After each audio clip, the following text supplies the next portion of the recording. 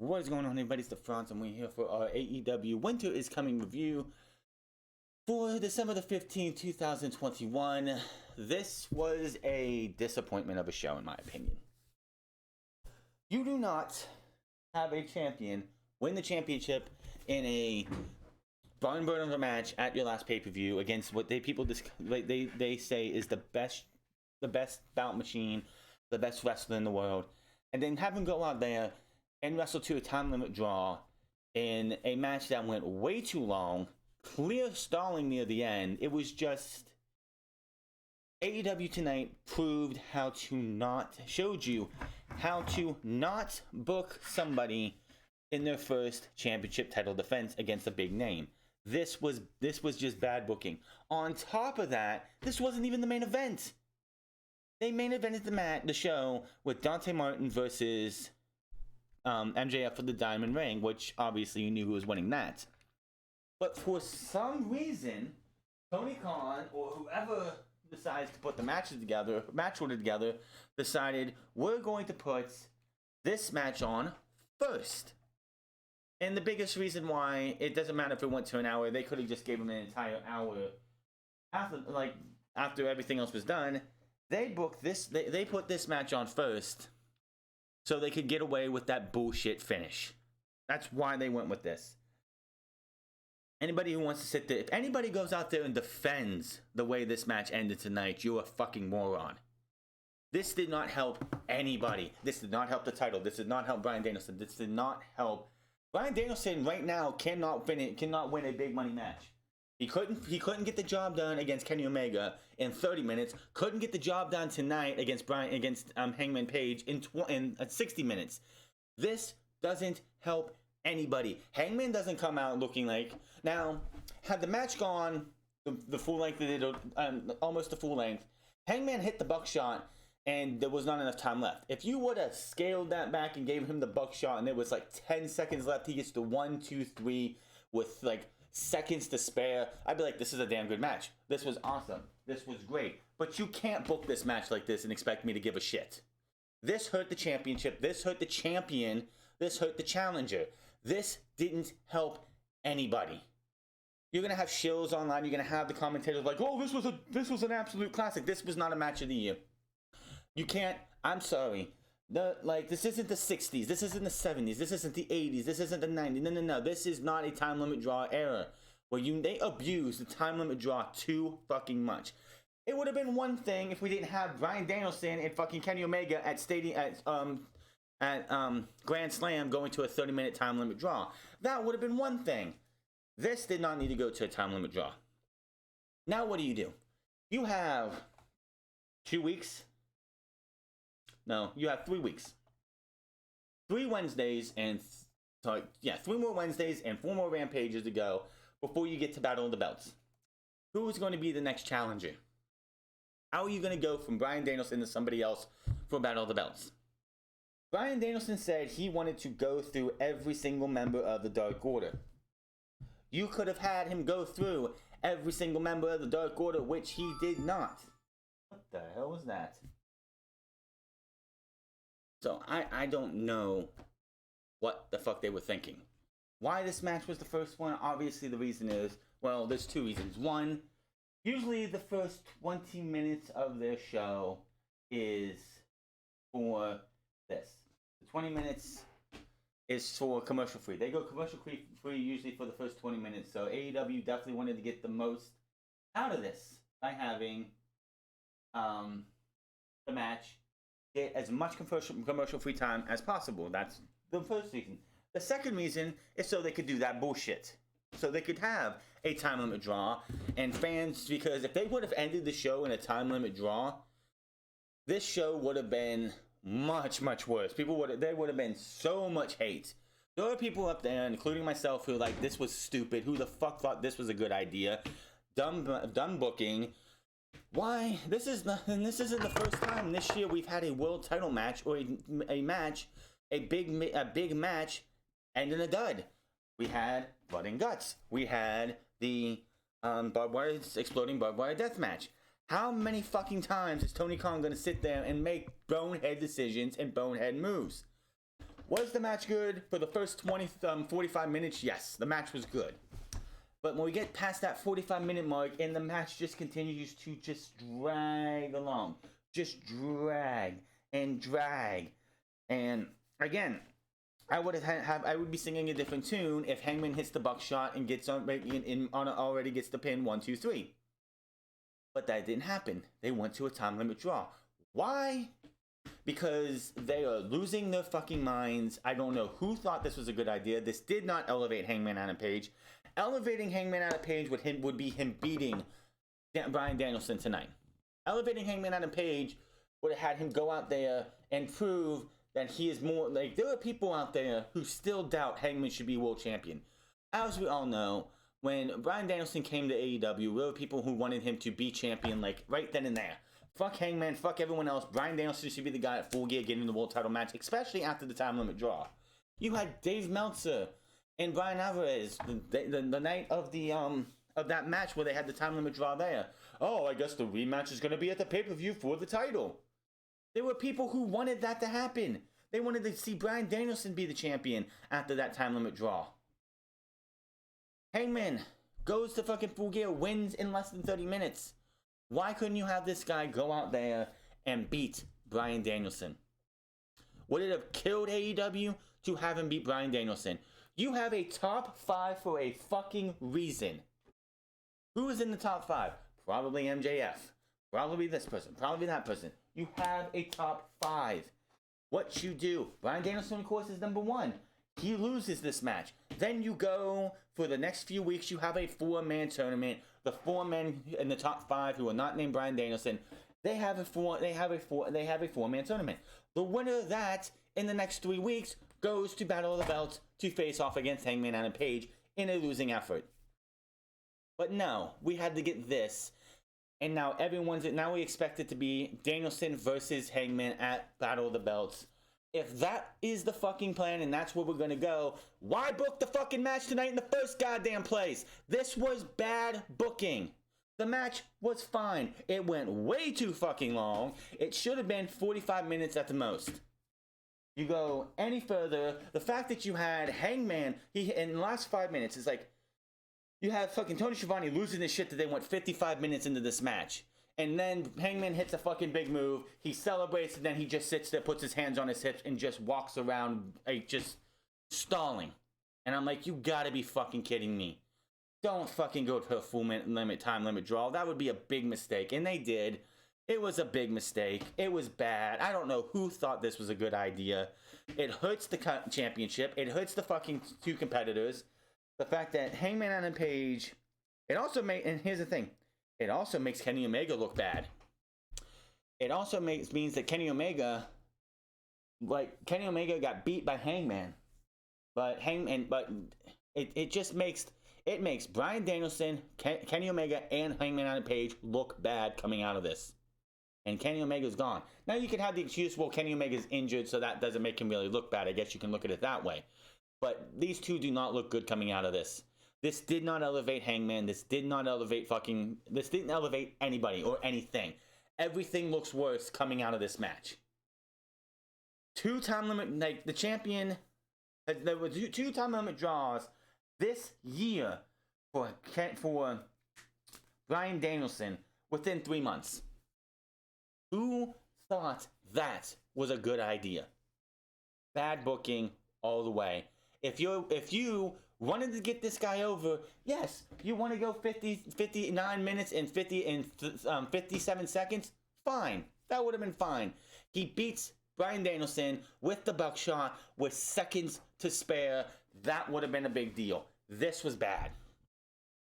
And then you could have did the whole 5 more minutes. But no, we have a draw, and no idea why they wanted to go down this route. This doesn't help anybody. And I have to side with everybody. Why would you put this match on first, outside of the obvious reasons? Many people were tuning into Winter is Coming for 2 reasons. 1, to see if anybody would debut. Spoiler alert, no debuts, none of that stuff. No debuts, no returns, none of that. And 2 was this match. it's going to be very interesting to see the hour to hour ratings for this show, because I guarantee you that second hour is going to just fall off a cliff. Because you had Wardlow versus Matt Sydal, Serena Deeb versus Hickory Shida, which was a fine match, but you had this was your main event at the beginning of the show, so you didn't have to get, so you could get away with, so you could thought you could get away with this bullshit time limit draw. And then of course you had MJF and Dante to main event. The two matches that were in the middle were fine. You should have had MJF and Dante Martin start this show. Plain and simple. That should have been the start of the show. This match should have been the end with a finish. With the buckshot. With him getting on, with him hitting the buckshot and then just putting, with the buck, how you would have finished it is probably you hit the buckshot lariat and they land to where they're right beside each other, and Hangman gets his arm draped over Danielson. Both guys are spent 1, 2, 3, and he wins with seconds to spare. And that would have been a fucking fantastic finish. This was bad. This was straight garbage. Just garbage. I don't know what to tell you. There's nothing.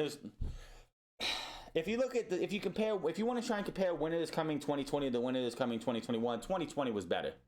And that's not just saying because Sting made his debut, we got a new world champion, a screw job finish. They had better on that night than you did tonight. And here's another thing.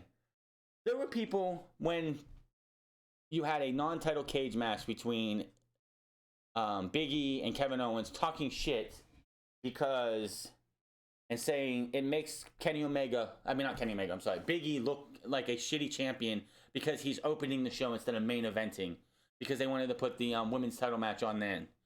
Why is that not okay, but this was okay? This is the world champion. Kenny Omega held the world title. He defended the title a few times on TV. He never opened the show as the world champion outside of in a title match. Let me reiterate that. In a title match, he never opened the show. He was the main of fucking event. Why is Hangman Adam Page the world champion opening the fucking show? Just so you could do a dumb fucking time limit draw 3 months after your last one? Give me a fucking break. Nobody looks good out of this.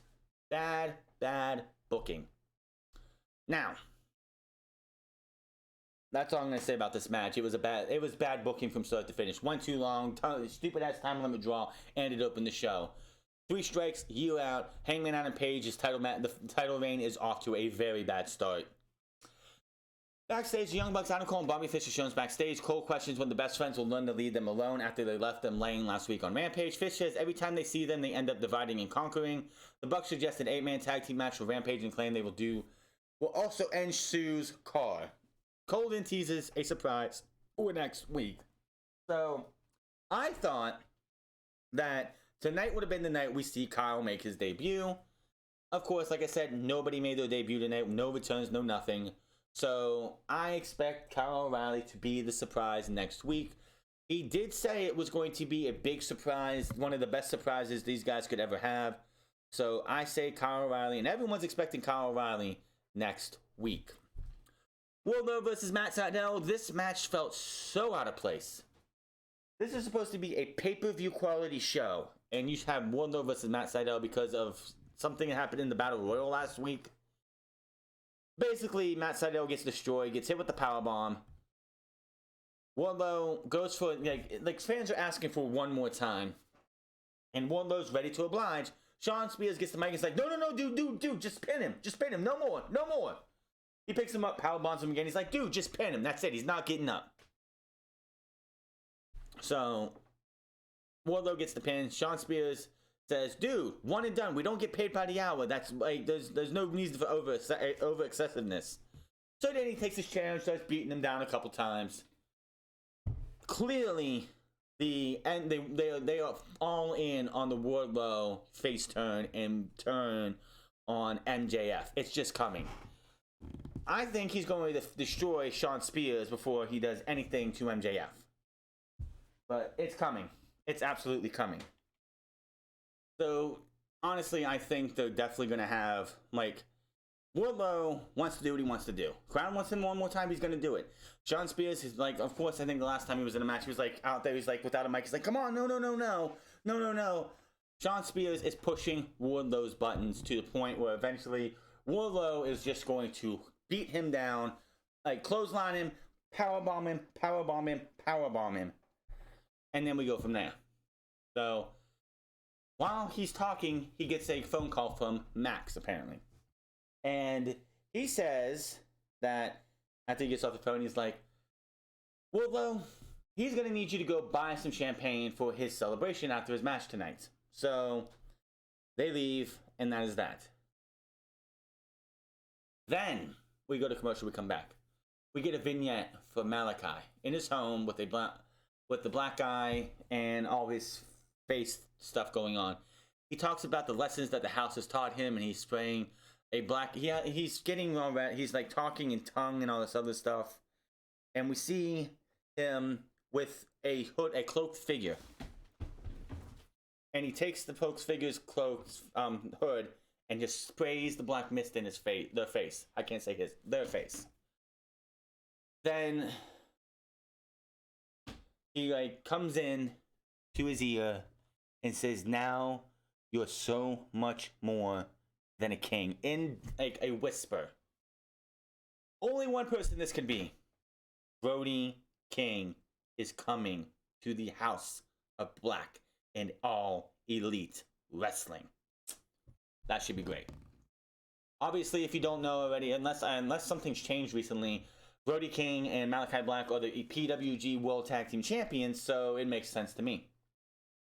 Hickory Shida versus Serena Deeb. This was the rubber match. The first match happened when Hickory Shida was trying to get her 50th win.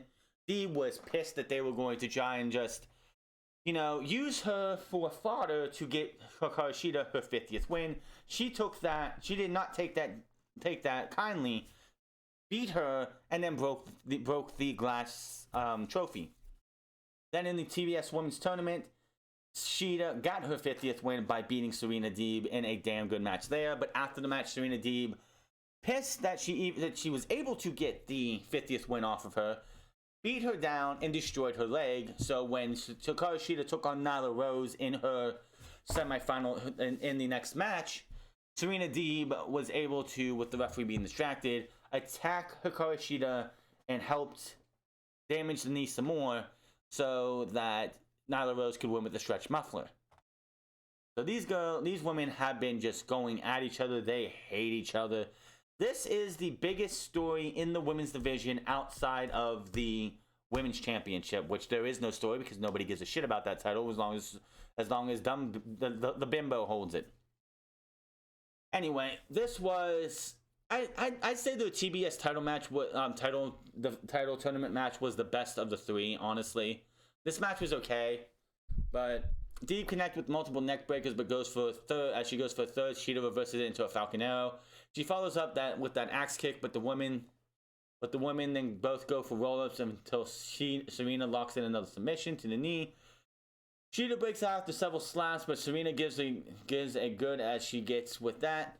Deeb then rips off the top turnbuckle, and she's trying to use it to hit Hikaru Shida with it.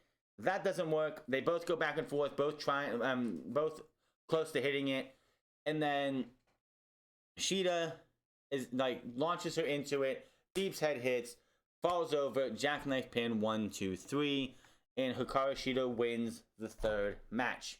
The biggest, and that's also another big reason why I don't like this match as well as the other two, because of how they had the finish booked.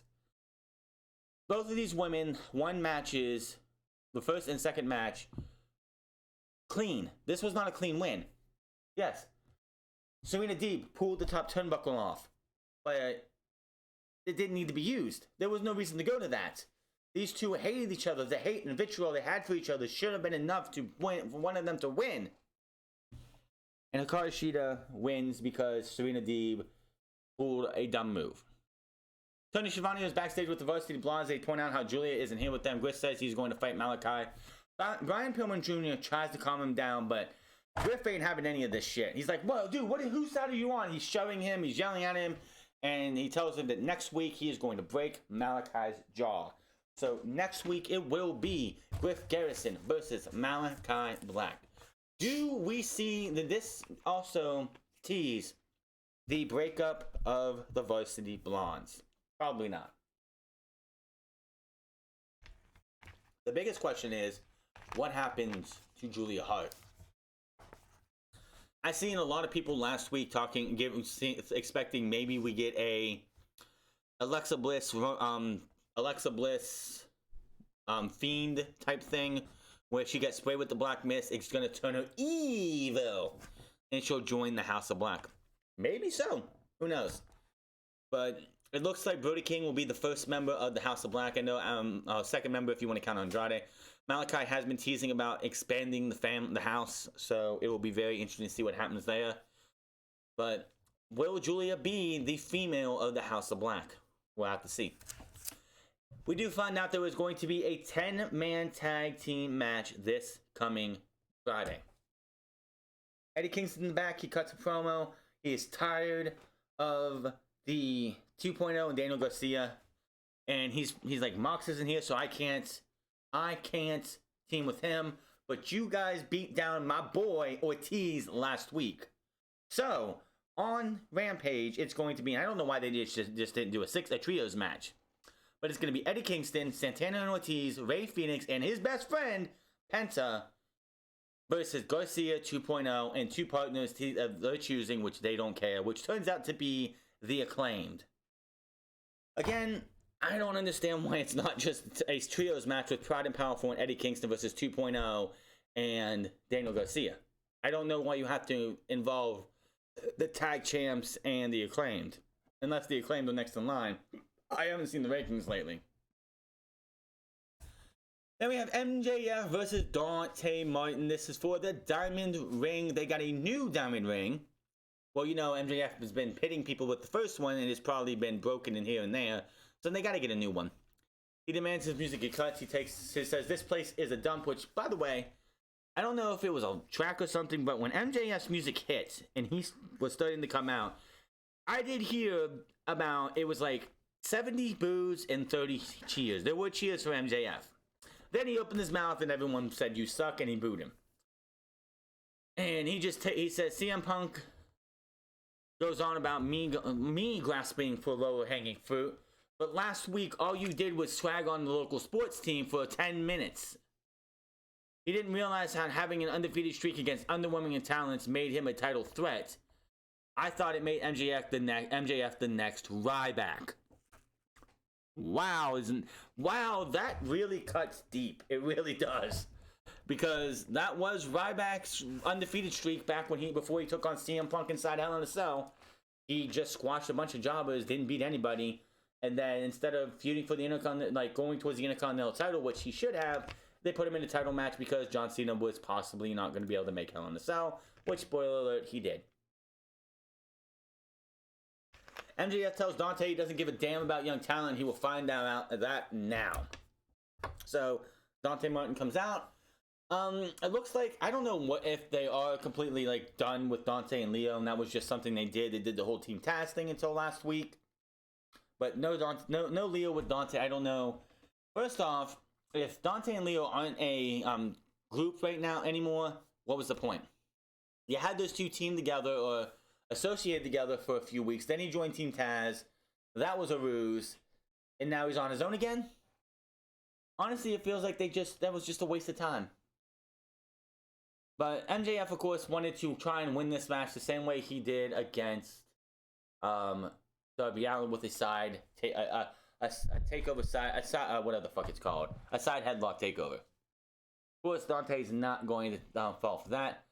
I don't know what happened, but I'm watching this match. It was a good match, and then my screen froze when Dante looked like he was going for his finish. And then it unfroze after MJF made him tap out to the salt of the earth. So I have no fucking idea how this match actually ended. I don't know if Dante went for his finish and MJF moved and put him in the armbar. But this match ended, and then the after effects. So, of course, MJF won. Of course, he was gonna win. Honestly, it feels like the diamond ring was made for MJF's character, and that was it. There is nobody else outside of another heel like MJF that ring makes any sense for. FTR comes down because Sean Spears and Wardlow out buying alcohol. They go in there, and they put him on their shoulder, and they're going around with him. Lights cut out, and I'm like, ooh, we could see the Briscoes. Maybe the Briscoes are gonna be here. No, it's Sting and Darby Allin, because if you remember on Friday, Sting and Darby were in the back, and FTR just attacked them out of the blue for no goddamn reason. Then, so they're beating up on FTR, but MJF comes in, makes it 3-on-2. He actually low blows Sting to make the advantage a little better. Fans are chanting for CM Punk. Eventually, CM Punk does oblige, runs to the ring, and scares them off with the baseball bat and says, "You don't want to do it one-on-one? Well, you bring your 2 friends, I'll bring my 2 friends, and that's the match next week. Deal with it."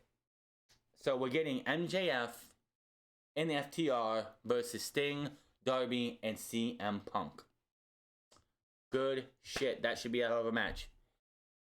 One thing to take away from the show that I don't understand what happened, but unless my feed cut out at the wrong time or something, wasn't we supposed to get the information on the Owen Hart Cup tonight? Didn't Tony Khan on a podcast or some podcasts say we were going to find out the format and when like all the information for the Owen Hart Cup was supposed to be done tonight? Unless it's on his Twitter account, and I don't know, but I don't understand how you just like promise that and then you don't deliver. But this is Tony Khan, and he's been delivering underwhelming main event type matches. So I don't know. Tonight's show was definitely mid at best. I wish they could have did a lot better. Danielson and Hangman should have been the main event. I could honestly I expect a lot of people to just say, well, saw that match, underwhelming finish, time to turn off the TV and move on to something else. I don't know who thought booking the match at first was a good idea. I don't know who thought booking the match like that finish was a good fucking idea. There's just so much that they need to do, and they fumbled already, and Hangman's gonna have to work his ass off to recover from this, because this was bad booking. Like, this did not help anybody. So yeah, tonight's winner is coming, in my opinion, was very underwhelming this year. I didn't expect it to live up to last year when you had Kenny Omega and Jon Moxley fighting for the world title in the actual main event. Yeah, tonight was mid at best, but it's AEW. We'll see what happens next week. Next week looks like it's going to be a very strong show. CM Punk and them 6-man tag match. Malachi versus Griff Garrison, which Griff Garrison's promo was pretty good. Like, we don't get to hear him or Brian Pillman promo very often. So I guess he's been working, because if I'm correct, the last time Griff had the mic in front of him wasn't really that good. So he's definitely improved, and that's awesome to see. Of course, with the likes of CM Punk, Eddie Kingston, Bryan Danielson, MJF, Moxley when he's back, and a few others, if you're terrible at promos, seek some of these guys out and get some help, because these guys, you have some of the best wrestlers that are Bryan Danielson and others as well, but you also have some of the best promos in the game too. So if you're weak at promo, you have that covered. If you could get better in the ring, you have that covered too. AEW's got parts in everywhere of the show where some people are great at. Presentation, promo, in-ring skill, all of that is covered to the best it can be in All Elite Wrestling. So we'll have to see what happens. But this show just, I don't know. Hit that subscribe button, comment down below, like or dislike this video. Find me on Minds of France Club, find me on twitch.tv/TheFrance Club, and find me on Instagram, The France Club. And I'll see you guys on Friday for SmackDown and Rampage. Until then, my name is The France, and I'll see you guys later.